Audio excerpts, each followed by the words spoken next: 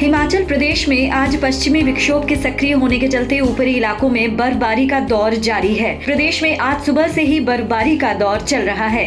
राजधानी शिमला समेत सभी ऊंचाई वाले इलाकों में भारी बर्फबारी हो रही है, जिससे लंबे समय बाद सूखे से राहत मिली और लोगों के चेहरे खुशी से खिल उठे हैं। प्रदेश के 3 जिलों चंबा, कुल्लू और लाहौल स्पीति में भारी बर्फबारी का ऑरेंज अलर्ट जारी किया गया था। प्रदेश में स्ट्रॉन्ग वेस्टर्न डिस्टर्बेंस की वजह से ऊंचाई वाले और मध्यम ऊंचाई वाले इलाकों में पूरे दिन बर्फबारी की संभावना जताई गई है, जबकि निचले और मैदानी इलाकों में बारिश होगी। राजधानी शिमला की जहां तक बात करें, तेज हवाओं के साथ बर्फबारी हो रही है।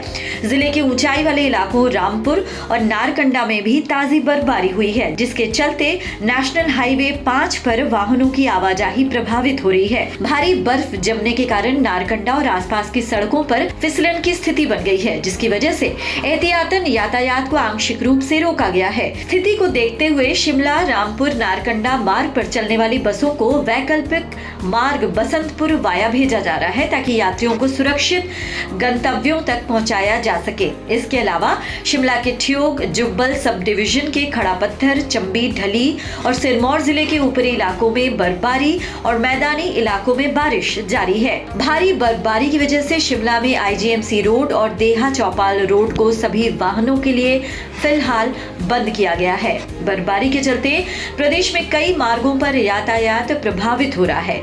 कुल्लू की ओर जाने वाला प्रमुख सड़क मार्ग भी जलोड़ी जोत के पास बाधित हो गया है। इस मार्ग पर बर्फबारी होने से वाहनों की आवाजाही पूरी तरह से ठप है। प्रशासन और संबंधित विभागों की ओर से सड़क बहाली के प्रयास जारी हैं, लेकिन लगातार ठंड और बर्फबारी की वजह से कार्य में कठिनाइयां आ रही हैं। सड़क खुलने में अभी कुछ समय लग सकता है। बर्फबारी के चलते ऊंचाई वाले इलाकों में तापमान में भारी गिरावट दर्ज की गई है।